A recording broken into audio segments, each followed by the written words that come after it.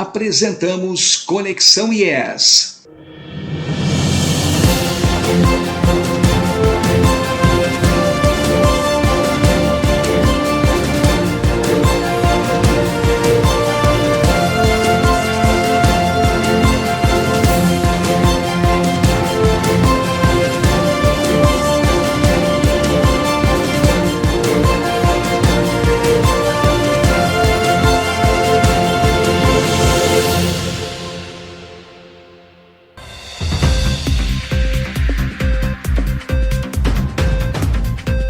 E um avivamento cristão está acontecendo nas ruas da Holanda, especialmente em Veenendaal, através do ministério Presence Revival.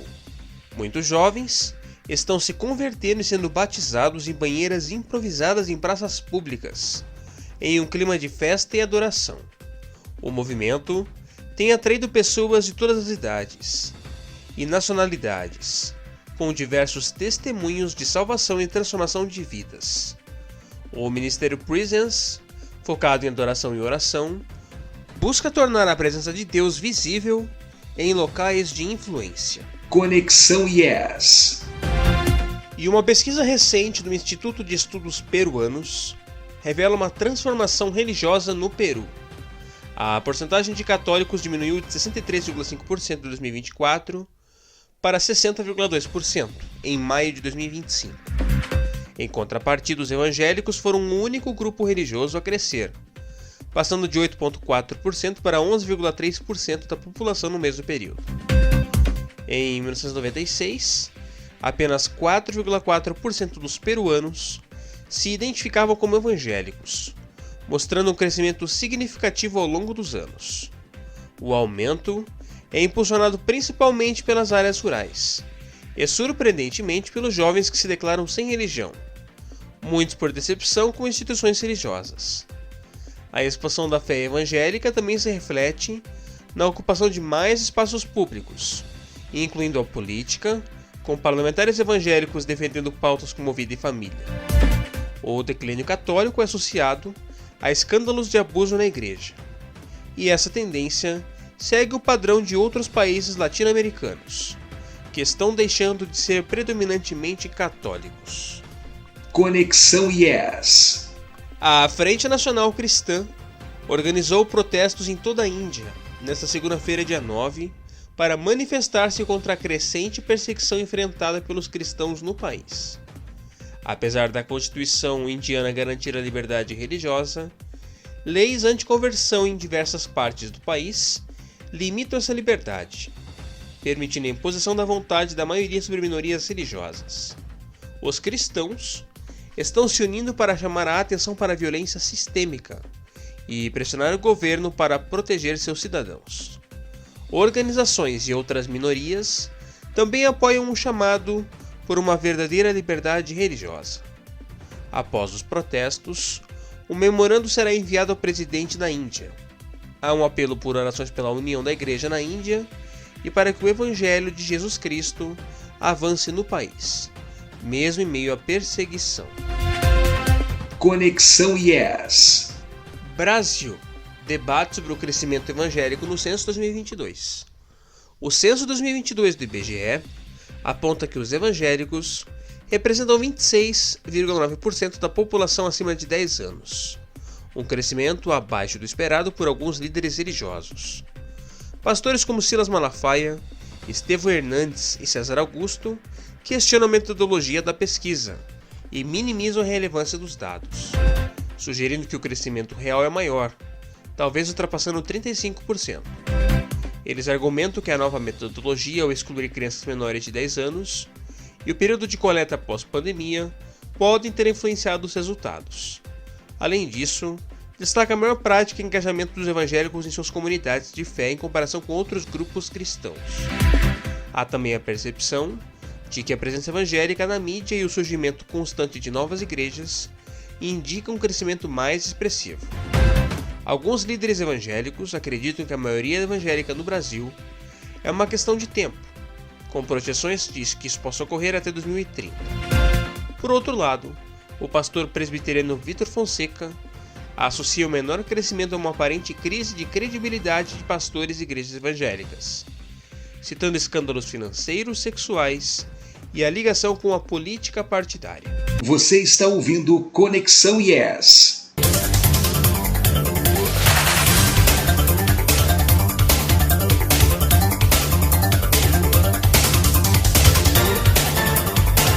E atenção, ouvintes! Depois de dias de chuva intensa, o Paraná se prepara para uma mudança significativa no tempo. Uma massa de ar polar avança sobre o estado, trazendo um frio intenso e a possibilidade de geada. Segundo o Climatempo e o CIMEPAR, as chuvas diminuíram a partir de ontem, dia 9, mas ainda pode haver pancadas isoladas, especialmente no leste e norte do estado. No entanto, o grande destaque da semana será a queda brusca das temperaturas. A massa de ar frio que já atua no Rio Grande do Sul chega com força total ao Paraná entre quarta e quinta-feira. Preparem os agasalhos. Curitiba deve registrar mínimas entre 7 e 13 graus na quinta-feira. Já em General Carneiro, as temperaturas podem despencar para 2 graus na quarta e 3 graus na quinta, com risco de geada. União da Vitória também terá madrugadas geladas, com 4 graus na quinta. Há previsão de geada fraca para as regiões dos Campos Gerais, Sudoeste e Centro-Sul do Paraná, incluindo a região metropolitana de Curitiba, onde as mínimas podem chegar a 5 graus ao amanhecer. No Norte e Noroeste, as temperaturas também caem, ficando em torno dos 10 graus. A boa notícia é que após os dias chuvosos que fizeram 11 cidades do estado ultrapassarem a média histórica de chuvas para o mês de junho em apenas 9 dias, o tempo deve ficar seco até o fim de semana. Mesmo assim, as temperaturas não devem subir muito durante as tardes. Conexão Yes. Polícia prende falso gari por furto de cabos que causou queda de internet no Paraná. A Polícia Civil do Paraná prendeu nesta segunda-feira, dia 9, um homem de 28 anos, suspeito de se passar por gari para furtar cabos de telefonia e internet. A ação do criminoso causou a interrupção do sinal de internet e telefonia em um bairro de Maringá, no noroeste do estado. O incidente ocorreu em 24 de abril deste ano, quando o suspeito, vestindo um uniforme de gari, para não levantar suspeitas, furtou os equipamentos. A operadora responsável sofreu prejuízos significativos e centenas de usuários ficaram sem conexão. A PCPR iniciou uma investigação e identificou o indivíduo, que já possuía antecedentes por crimes semelhantes, incluindo furtos em estabelecimentos comerciais. Com um mandado de prisão preventiva em mãos, os policiais localizaram e prenderam o suspeito. Na delegacia, ele confessou o crime. O homem poderá responder por furto qualificado, com pena de reclusão de 2 a 8 anos, e dano qualificado contra concessionária de serviço público, com pena de até 3 anos de prisão. As investigações continuam para identificar possíveis cúmplices e evitar novas ações criminosas. A população pode colaborar com as investigações de forma anônima, pelos telefones 197 da Polícia Civil do Paraná ou 181 do Disque Denúncia. Se o crime estiver em andamento, acione a Polícia Militar pelo 190. Conexão Yes. Morre Nelson de Souza Pinto, o pai do vertedouro da Itaipu. Faleceu no domingo, dia 8, aos 93 anos, o engenheiro Nelson Luiz de Souza Pinto, uma das maiores referências mundiais em engenharia hidráulica e segurança de barragens. Natural de Curitiba, Nelson Pinto dedicou quase 7 décadas de sua vida ao desenvolvimento de engenharia hidráulica no Brasil, deixando um legado inestimável para Itaipu binacional e para o setor energético global. Nelson Pinto era carinhosamente conhecido como o pai do vertedouro da Itaipu. Ele foi o principal responsável pelos estudos do modelo hidráulico para o projeto dessa que é uma das estruturas mais complexas e importantes da usina. Seus trabalhos inovadores garantiram a segurança e a eficiência da usina hidrelétrica de Itaipu.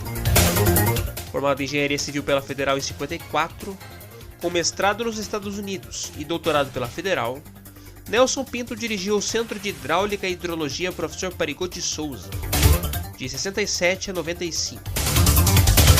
No Centro de de hidráulica, ele e sua equipe desenvolveram modelos reduzidos em escala para testar e avaliar soluções hidráulicas para grandes obras, como os vertedouros de Itaipu e da usina de Foz do Areia, que se tornaram referência internacional. Além de sua contribuição para o projeto, Nelson Pinto foi membro fundador do Board de Especialistas da Itaipu Binacional, atuando em diversas ocasiões para garantir a segurança e o desempenho contínuo das estruturas da usina. Sua expertise em segurança de grandes barragens foi reconhecida pela International Commission on Large Dams, ICOD. E um dos pioneiros da Copel, Nelson Pinto ingressou na empresa em 55, como seu sexto funcionário. Como diretor técnico, liderou a construção da usina hidrelétrica Capivari Cachoeira, um projeto notável na Serra do Mar paranaense. Ao longo de sua carreira, Nelson Pinto recebeu diversas honrarias, incluindo a eleição para a Academia Americana de Engenharia em 95 e a Ordem Nacional do Mérito Científico em 96. A Itaipu Binacional, por meio de seus diretores Enio Verri e Renato Sacramento, expressou profundo pesar pela perda, ressaltando o legado de excepcional competência técnica e visão de Nelson Pinto, que ajudou a transformar Itaipu em uma referência mundial em segurança e excelência operacional. A Itaipu Binacional é a líder mundial na geração de energia limpa e renovável, com 20 unidades geradoras e 14 mil megawatts de potência instalada. Sua contribuição foi fundamental para o avanço da engenharia hidráulica no Brasil e no mundo. Que a memória do engenheiro Nelson Luiz de Souza Pinto inspire futuras gerações. Conexão Yes. Corpo de jovem desaparecida encontrado na Grande Curitiba. O humorista confessa o crime e é preso. O corpo da jovem Raíssa Suelen, de 23 anos, foi localizado no início da tarde desta segunda-feira, dia 9, em uma área de mata em Araucária. A indicação do local foi feita pelo humorista Marcelo Alves, de 38 anos, que se apresentou à polícia e confessou o assassinato de Raíssa. De acordo com a delegada Aline Manzato, responsável pelo caso, Marcelo Alves será atuado em flagrante por ocultação de cadáver e terá sua prisão preventiva solicitada. A delegada explicou que a confissão e a localização do corpo comprovaram a materialidade do crime, justificando o flagrante e a prisão preventiva devido à gravidade e repercussão social do caso.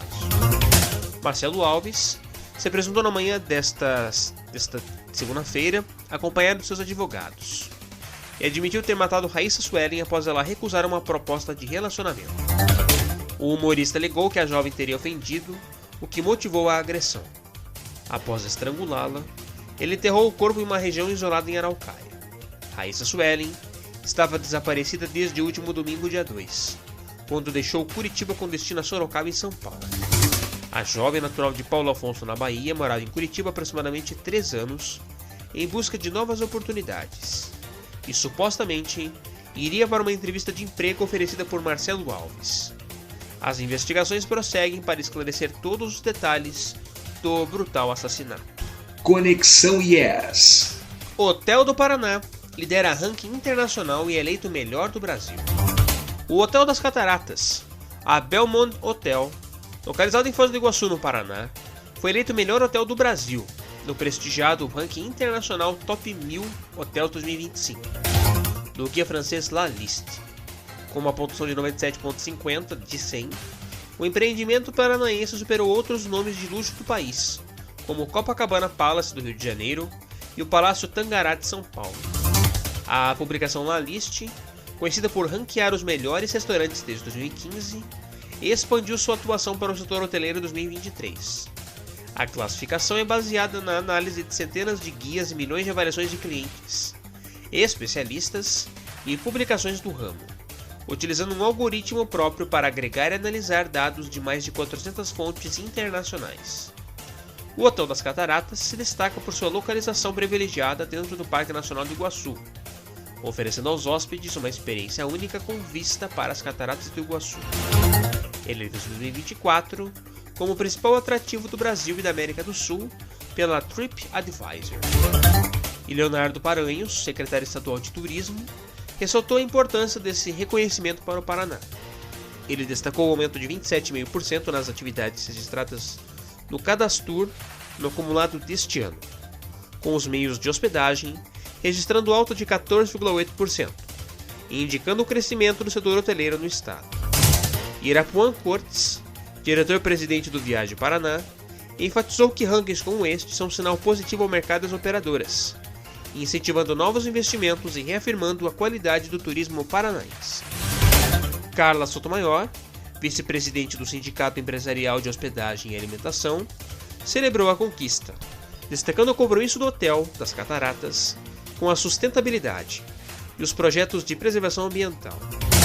O hotel é pioneiro em certificações na América Latina, como a ISO 14001, norma internacional de sistemas de gestão ambiental, e seu sucesso impacta positivamente a economia local, o faturamento do turismo, a geração de empregos qualificados e a captação de turistas, valorizando a imagem do Paraná.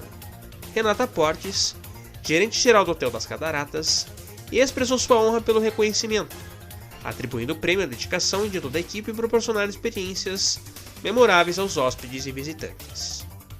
Esse reconhecimento internacional reforça o Paraná como um destino de excelência no turismo. Já pensou em visitar as Cataratas do Iguaçu e se hospedar no melhor hotel do Brasil? Conexão Yes. Princesa japonesa visita o Paraná e governador destaca laços históricos e contribuição nipo-brasileira. O governador do Paraná, Carlos Massa Ratinho Júnior, encontrou-se nesta segunda-feira, dia 9, em Londrina, com a princesa Kako, de Akishino, no Japão, que cobre uma extensa agenda no Brasil para celebrar os 130 anos das relações diplomáticas entre os dois países. O Paraná é o estado com o maior número de cidades na programação da princesa. Durante o encontro, Ratinho Júnior enfatizou a relevante contribuição da comunidade nipônica para o desenvolvimento do estado e a sólida parceria de décadas entre o Paraná e o Japão. Ele ressaltou que o Paraná abriga a segunda maior comunidade nipo-brasileira do país, com cerca de 276 mil imigrantes, e seus descendentes, superado apenas por São Paulo. É uma alegria receber a princesa Kako em nosso estado, que se orgulha de sua importante comunidade Nikkei, que tanto ajudou a construir as riquezas do Paraná, afirmou o governador. O governador destacou que o conhecimento trazido pelos imigrantes há mais de um século foi fundamental para transformar o Paraná em uma potência, especialmente na agricultura, com a introdução de técnicas inovadoras. A rica cultura japonesa, com sua disciplina, respeito, senso de coletividade e valorização das tradições, tornou-se parte integrante da identidade paranaense. A parceria entre o Paraná e o Japão é antiga e se manifesta em acordos de irmandade, como o de 52 anos com a província japonesa de Hyogo, e entre cidades Londrina com Nishimoya, Curitiba com Himeji, Maringá com Kakogawa, Paranaguá com Awaji, Londrina com Nago, Okinawa e Assis Chateaubriand com Shibata, Miyagi. A presença japonesa também impulsiona a economia paranaense, com grandes empresas como a Sumitomo, de pneus e fazenda Rio Grande, e a Nissin, nova fábrica de macarrão instantâneo em Ponta Grossa. Além disso, o estado planeja implantar o projeto Ponto Paraná, inspirado no modelo japonês Michi-no Eki, para apoiar turistas e motoristas nas rodovias estaduais. A visita da princesa Kako faz parte das celebrações do ano de intercâmbio da amizade Brasil-Japão. Antes de Londrina, ela esteve em Maringá no domingo dia 8, onde foi calorosamente recebida pela comunidade nipônica na Associação Cultural e Esportiva de Maringá. Posteriormente, visitou o Museu Histórico da Imigração Japonesa em Rolândia, o local que já recebeu outros membros da família imperial japonesa. Em Londrina, a princesa também se encontrou com um membro da comunidade nipo-brasileira na Associação Cultural e Esportiva de Londrina, na cidade conhecida por sua forte influência japonesa, evidenciada pela pequena Tóquio na rua Sergipe e pela praça Tomi Nakagawa. Após sua agenda no norte do estado, a princesa Kako segue para o Rio de Janeiro, mas se torna ao Paraná para visitar Foz do Iguaçu nos dias 14 e 15 de junho, onde conhecerá as famosas Cataratas do Iguaçu. A visita da princesa Kako de Akishino reforça os laços culturais e econômicos entre o Japão e o Paraná, celebrando uma história de amizade e contribuição mútua que se estende por mais de um século. Conexão Yes. Aprovado no CCJ o reajuste para professores da rede pública do Paraná. A CCJ, Comissão de Constituição e Justiça da Assembleia Legislativa do Paraná, ALEP, aprovou em reunião extraordinária nesta segunda-feira, dia 9 de maio, o reajuste salarial de professores da rede pública estadual de ensino. A proposta, contida no projeto da Lei Complementar número 6 de 2025, visa adequar os vencimentos ao piso salarial nacional da profissão para o corrente ano e afeta professores ativos, inativos e os que geram pensão, respeitando as regras de paridade. De autoria do Poder Executivo, a medida prevê um reajuste que pode chegar a 11,31% em algumas classes, com o objetivo de valorizar a carreira no ensino estadual e reconhecer o trabalho dos profissionais. O governo informou que o reajuste beneficiará 68 mil professores ativos e 40 mil inativos. Com a mudança, o menor salário para o primeiro nível na jornada de 40 horas passará a ser de R$ 6.600 para profissionais da ativa, o que representa um acréscimo de até R$ 500. É importante destacar que o piso nacional para a mesma carga horária na base da carreira é de R$ 4.800. Além do salário base, os professores também recebem auxílio transporte de R$ 891,32 e gratificação de tecnologia e ensino, R$ 846,32. Profissionais no topo da carreira podem ter uma remuneração superior a R$ 13.900, com a soma de salário, auxílio e gratificação. Os novos valores serão aplicados a todos os níveis e classes do quadro próprio do magistério e do quadro único de pessoal. O impacto financeiro estimado na mudança é de cerca de R$ 456 milhões por ano. Apesar da aprovação no CCJ, a deputada Ana Júlia do PT apresentou o voto em separado, argumentando que a medida seria uma adequação ao piso nacional e não reajuste. Ela também solicitou a garantia legal da progressão interclasse. O deputado Luiz Cláudio Romanelli do PSD afirmou que o governo está dialogando com a categoria para construir uma emenda que atenda a essa solicitação, e a proposta foi aprovada com votos contrários dos deputados Arilson Chiorato do PT e Ana Júlia do PT. O projeto de lei complementar agora segue para análise nas comissões de Finanças e de Educação da ALEP. Você está ouvindo Conexão IES. Você está ouvindo Conexão IES.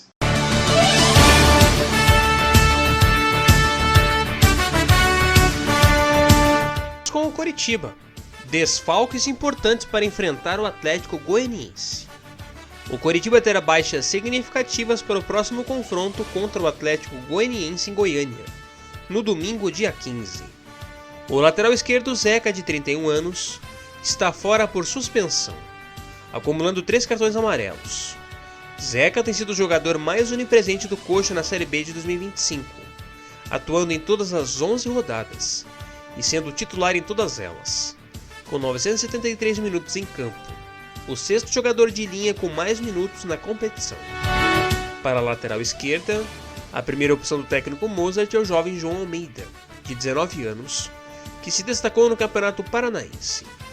No entanto, Mozart pode surpreender e escalar o zagueiro Bruno Melo na posição, abrindo espaço para outro zagueiro como Thiago Kozer ou Jaci. Além de Zeca, o volante ponta Alisson também está suspenso por cartões amarelos. A boa notícia é o retorno do volante Seba Gomes, que cumpriu suspensão na última rodada. A provável escalação do Coritiba no esquema 4-2-3-1 deve ser Pedro Morisco, Alex Silva, Maicon, Bruno Melo, João Almeida ou Thiago Kozer ou Jaci. Felipe Machado e Seba Gomes, Vini Paulista, Josué e Lucas Sonier e Gustavo Coutinho. Conexão IES. E agora que já pelo lado do Atlético Paranaense, o técnico Odair Hellmann tem uma missão difícil pela frente. O Furacão joga neste sábado contra o Remo, na Arena da Baixada, pela 12ª rodada da Série B do Campeonato Brasileiro. A equipe vem de uma sequência complicada, com 4 derrotas, 2 empates e apenas uma vitória nos últimos 7 jogos. Para o confronto, Odair Hellmann enfrenta uma série de desfalques por suspensão. O volante Felipinho e o meia Zapelli estão suspensos por acúmulo de 3 cartões amarelos. O próprio técnico Odair Hellmann e seu auxiliar Fábio Moreno também estão suspensos, após serem expulsos na última partida por ofensas ao árbitro. Isso levanta a dúvida sobre quem comandará o time do banco de reservas no sábado. No departamento médico, seguem os pontas Kevin Velasco e Isaac. A boa notícia é o retorno do atacante Luiz Fernando, que cumpriu suspensão, o meio-campista Patrick é dúvida, mas os jovens João Cruz e Léo Derek retornam da seleção sub-20 na quarta-feira, podendo reforçar o elenco. As opções para substituir Felipinho são os volantes Raul, Fabrício Peralta e Diogo Riquelme. Para a vaga de Zapelli, o meia do Kojitski, destaque da base, ou o próprio Luiz Fernando, adaptado à posição, são as alternativas. Uma provável escalação para o Atlético no esquema 4-2-3-1 é Mikael, Cauã Moraes, Abraão, Léo e Esquivel, Falcão e Raul, João Cruz, Juliano e Luiz Fernando, e Renan Peixoto. Você está ouvindo Conexão Yes. Você está ouvindo Conexão Yes.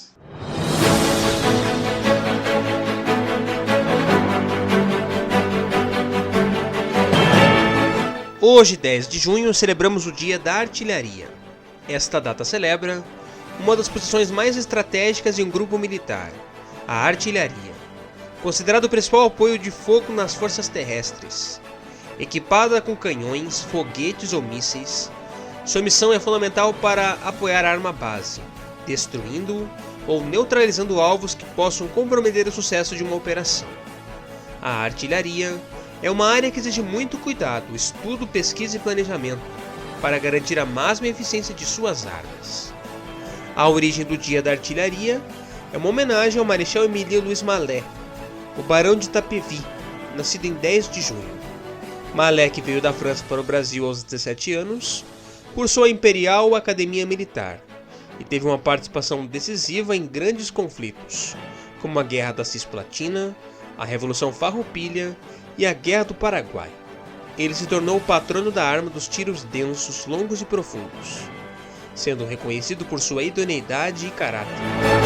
É uma data para reconhecer a importância e a dedicação desses profissionais. E com essa homenagem à artilharia, encerramos o Conexão IES desta manhã. Obrigado pela sua companhia e até a próxima. Apresentamos Conexão IES.